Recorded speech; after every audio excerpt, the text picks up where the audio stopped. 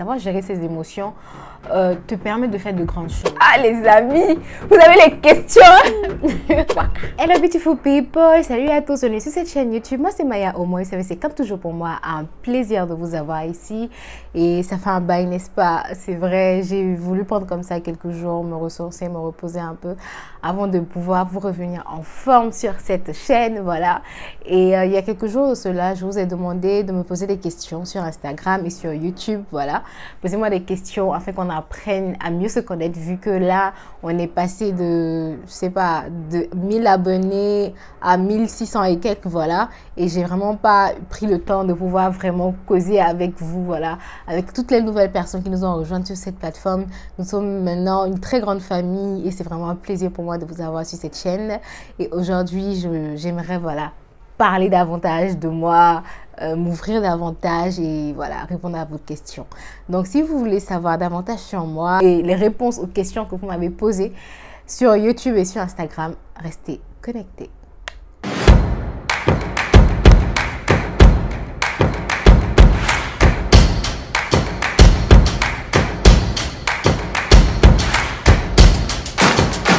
Alors, la première question nous vient de Elfried Dangue. Hello Elfried, j'espère que tu vas bien. Et sa question est la suivante. Coucou, tu vas bien? Quel est ton parcours scolaire et universitaire? Alors, mon parcours scolaire et universitaire. Scolaire, il faudrait dire que j'ai eu un bac série A1. Voilà, A1, c'est mathématiques et littérature. Et je l'ai eu en Côte d'Ivoire, au lycée classique d'Abidjan. Et après ça, j'ai fait un bachelor en business management, spécialité en financial services, portfolio management, services financiers, gestion de portefeuille. Et je l'ai eu en Inde, voilà. Et je l'ai eu à l'université qui s'appelle Aditya College, qui répond de l'université Adhikavi Naya University. Tout ça, c'est trop long. En tout cas, j'ai eu un bachelor en business management en Inde. Et puis, j'ai fait un master en banque et finance au CESAG au Sénégal, voilà. Et donc, c'est ça mon parcours scolaire et universitaire. Alors, on a une question de Marie Assante. Coucou Marie Assante, et elle nous dit, quelle est selon toi ta meilleure qualité? On rentre tout de suite dans les questions profondes, hein, les amis. Je dirais que c'est ma créativité. C'est ma créativité parce que j'arrive à créer beaucoup de choses à partir de rien. Mon cerveau est toujours en ébullition. Je réfléchis toujours à de nouvelles choses. J'aime beaucoup ce côté créatif-là de ma personne.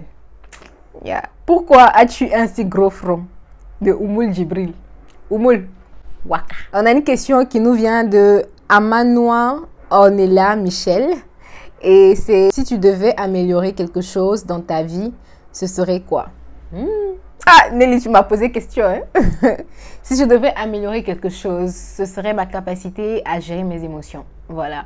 Je pense que avoir une bonne gestion de tes émotions, c'est quelque chose de super important. Ça te permet vraiment de te distinguer. Voilà. Savoir gérer ses émotions te permet de faire de grandes choses. Franchement, pour moi, ce serait la capacité à gérer mes émotions, une meilleure gestion de mes émotions.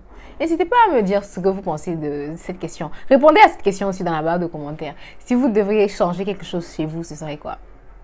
Je pense que c'est une question assez pertinente et assez profonde. Marie Assante nous pose d'autres questions. On a d'abord plutôt maniaque ou bordélique. Je suis maniaco-bordélique. Quand je place quelque chose quelque part, il faudrait que ça reste là-bas. Si tu touches, on a un problème. Ma destination de rêve. En fait, j'ai pas une destination en tant que telle. Genre, je me dis que j'ai besoin de visiter cet endroit. Genre, je sais pas, comme les gens disent, par exemple, les îles Caraïbes. En tout cas, les destinations de rêve, les destinations touristiques et tout ça, c'est pas vraiment mon dada. Par contre, il y a des endroits que j'aimerais vraiment visiter et il y en a plusieurs. Et donc, le pays que j'aimerais visiter, là même, c'est le Nigeria. Voilà, c'est mon pays de cœur. Ma meilleure amie, une de mes meilleures amies est nigériane, elle vit au Nigeria. Je lui fais un coucou, hello Ronke.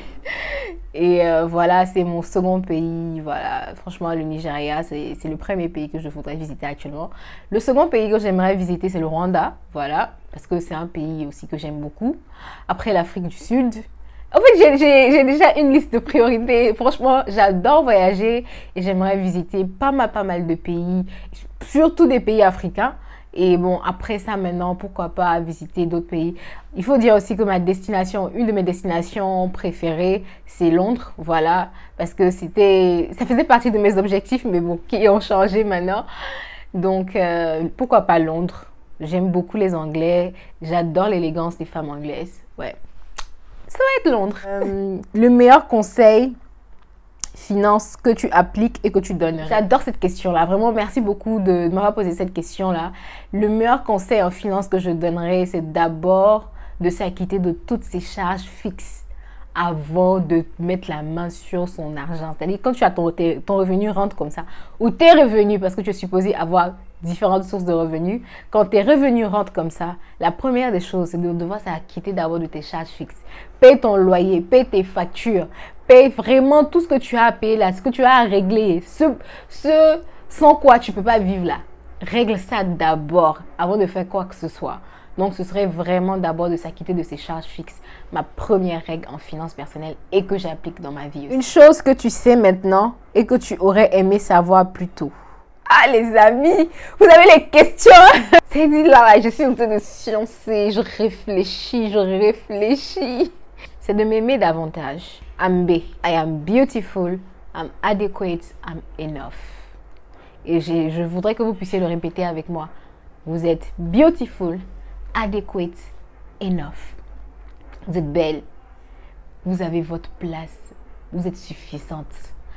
J'ai pas besoin de ressembler à quelqu'un d'autre pour avoir de la valeur. J'ai de la valeur. Je suis une femme de valeur. Et c'est quelque chose que j'aurais voulu savoir avant et que je sais maintenant. Je pense que le plus important, c'est ça. C'est de ne pas être trop dur avec moi. Parce que je trouve que je suis quelqu'un qui est super dur avec elle-même. Et je pense que ça se reflète aussi dans ma manière de traiter les autres. Je suis quelqu'un d'assez, je vais dire rigide. En même temps, pas super rigide, mais sur certaines choses, voilà, je ne suis pas très flexible. Et c'est quelque chose que sur lequel je suis en train de travailler. Et pour moi, je pense que ce serait ça. C'est de savoir que je suis ce que je représente, c'est suffisant. C'est suffisant, c'est bien comme ça. Je suis déjà bien. Voilà. L'autre question, c'est, tu peux nous parler de tes études, ton parcours pro jusque-là? Tu as eu des difficultés à t'insérer dans le monde professionnel et éventuellement des conseils pour les futurs diplômés. Et la question nous vient de Lucille Dambenga. Comme je disais tantôt, je pense que il y a une question qui m'a été posée dans ce sens. J'ai fait un bachelor en business management, gestion d'entreprise, et je me suis spécialisée en services financiers et gestion de portefeuille. Et après, j'ai fait un master en banque et finance. Et donc, éventuellement, je me suis lancée après dans le domaine financier où j'ai fait d'abord un stage en cabinet, voilà, en tant qu'analyste financier. Je suis actuellement chargée de relations entreprises, voilà, au sein d'une banque de la place. Si je dois parler de mon parcours professionnel, il faut dire que pendant que j'allais à l'école, je faisais aussi des jobs. J'avais des jobs sur le côté qui n'ont rien à voir avec ma spécialisation, voilà. Et donc, c'est pour dire qu'on n'a pas besoin de faire vraiment des études dans ce dans quoi on veut se lancer en tant que métier. J'ai eu à travailler d'abord dans une ambassade. Après, j'ai eu à travailler en tant que chroniqueuse dans une radio. J'ai eu à être assistante administrative, voilà, dans une institution de la place aussi. Tout ça avant de faire ce pourquoi, en fait, je faisais mes études. Pourquoi? Parce que d'abord, j'en avais besoin. J'en avais besoin. Et puis, ça m'a permis au fait d'ouvrir mes horizons sur beaucoup de choses aujourd'hui. Je suis à l'aise quant à peut-être présenter aujourd'hui les vidéos que je fais là. Pourquoi? Parce que j'ai eu quand même à apprendre avec mon passage en radio, voilà, en tant que chroniqueuse. Et j'ai rencontré d'autres personnes, ça m'a élargi mon réseau et tout. Donc, j'aimerais vous inviter à vraiment vous lancer, à vraiment prendre les opportunités que vous avez là, même si ces opportunités-là ne sont pas en adéquation avec ce que vous avez étudié. Et donc, moi, franchement, j'ai vraiment aimé le fait d'avoir, en fait, eu différents métiers avant de venir maintenant faire le métier dans lequel, en fait, je faisais mes études. Ça m'a permis de vraiment avoir plusieurs vies. Voilà, c'est comme si j'ai vécu plusieurs vies, au fait, parce que j'ai fait vraiment beaucoup de choses avant d'être chargée de relations entreprises, voilà. Et voilà, c'est ça un peu mon parcours professionnel pour le moment. Quel conseil je peux donner aux futurs diplômés? C'est ce que je viens de dire tout à l'heure, c'est de ne pas se confiner seulement dans sa spécialisation essayez de vraiment répondre à toutes les opportunités que vous avez. Parce qu'on ne sait jamais. Peut-être que vous devez briller, là, c'est même pas où vous avez fait vos études. Donc, quand vous avez une opportunité, là, allez-y, foncez, foncez. Et puis, il faut dire que moi, j'ai beaucoup utilisé LinkedIn, voilà, pour pouvoir trouver des opportunités de boulot. Je priorisais aussi beaucoup les peaux physiques parce que ça te permet, en fait, de rencontrer quelqu'un déjà. Tu as un bon point focal qui te permet déjà de pouvoir vraiment avoir une entrée dans l'entreprise. C'est vrai qu'il y a certaines entreprises maintenant qui exigent qu'on le fasse en ligne. Moi, ce que je faisais, c'est que je déposais en ligne, je déposais mes CV en ligne et je partais les voir encore avec mon CV et ma lettre de motivation. Pour leur dire que j'ai déposé en ligne et je suis là encore. Je sais, j'étais ce genre de personne assez chiante, ennuyante, qui était vraiment là. Mais c'était pour montrer au fait à ces entreprises-là que je voulais véritablement travailler avec elles. Et donc, je pense que ça aussi, c'est important. Ne négligez pas LinkedIn et ne négligez pas les dépôts physiques aussi. Soyez vraiment actif, dynamique dans votre recherche d'emploi. Et je pense que j'ai fait 2 vlogs, voilà, pendant lesquels j'étais en train de chercher de l'emploi. Et je vais les mettre en lien, comme ça, vous pourriez regarder et puis pourquoi pas vous en inspirer aussi. Une autre question de Bingel, ou Bingel, désolée, j'écorche ton nom. C'est comment se passe ta vie à Dakar? Alors, ma vie à Dakar se passe bien, ça va par la grâce de Dieu, je suis là avec mes sœurs. Donc, j'apprends toujours, hein. Franchement, je découvre davantage la culture sénégalaise. Voilà, il y a des chocs culturels, il y a des choses que j'apprends et je continue à me bonifier en tant qu'être humain. Et je dis merci à Dieu, au fait, pour l'opportunité qu'il me donne d'être ici. Eros Skincare, es-tu en couple? Quand je vois ton nom là, je pensais que c'est les questions de skincare que tu vas me poser, mais c'est es-tu en couple, tu me poses. Le père ou la mère, vraiment. Je suis pas en couple, je suis célibataire, single, black et Pringle, ok? J'ai une autre question qui nous vient de Chrislo Kelly qui dit « Hello Maya, j'espère que tu vas bien. Alors pour ma part, ce sera quelles sont les choses que tu aurais aimé savoir dans tes early 20s? Quelles sont celles que tu as apprises et que tu aurais aimé savoir en tant que grande sœur? Que donnerais-tu comme conseil ou diras-tu à tes petites sœurs que nous sommes pour certaines ?» Moi, la première, merci d'avance. J'ai touché un bout sur cette question-là tout à l'heure. Ce que j'aurais aimé apprendre, au fait, et que je sais maintenant, c'est que je suis bien comme je suis. Voilà, je suis bien comme je suis. C'était que j'aurais aimé apprendre à plus m'aimer, voilà, à plus être tolérante envers ma personne. Parce que je n'étais pas du tout tolérante, j'étais très dure, très stricte envers moi-même. Et donc, ce que j'aurais aimé et que je sais maintenant, c'est... Je suis une femme de valeur et il faudrait que je m'aime comme je suis. C'est vraiment une grande leçon que j'ai apprise.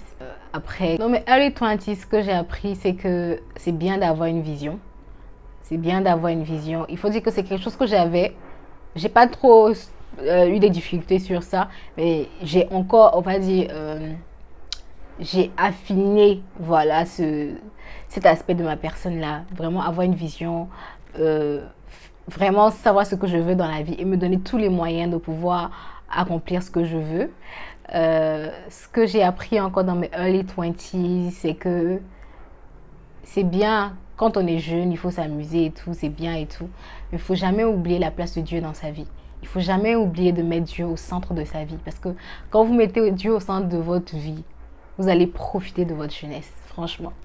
Donc, c'est ce que moi j'ai appris. La prochaine question nous vient de Laurie. Et elle nous dit, tu te vois comment dans 5 ans? Dans 5 ans, je me vois comment? Je me vois en tant qu'une femme de valeur qui kick asses. Une femme de valeur qui évolue dans les 2 sphères de sa vie, que ce soit du côté entrepreneurial à travers YouTube et pourquoi pas aussi au niveau de l'entreprise dans laquelle elle évolue, qui sait davantage dans quoi elle veut se lancer, qui est disciplinée financièrement, qui est disciplinée sur tous les aspects de sa vie et qui met Dieu au centre de sa vie, voilà, et voilà, qui est tout simplement épanouie. C'est comme ça que je me vois en tant qu'une femme épanouie. Alors les amis, c'est ici la fin de la session de questions-réponses. Vous m'avez posé des questions. Ouais, franchement, j'ai beaucoup apprécié. Merci beaucoup de vous y être prêté, de vous être prêté au jeu. Franchement, c'était super intéressant. Et j'espère que vous avez apprécié aussi cette séance-là, voilà, de questions-réponses. Et n'hésitez pas à me dire ce que vous en pensez dans la barre de commentaires. Si vous avez d'autres questions aussi, n'hésitez pas à les laisser dans la barre de commentaires. On peut continuer la conversation là-bas. Merci encore d'avoir regardé la vidéo. Nous allons nous retrouver retrouver la prochaine fois, n'est-ce pas? Et donc d'ici là, portez-vous bien. Bye bye. Take care.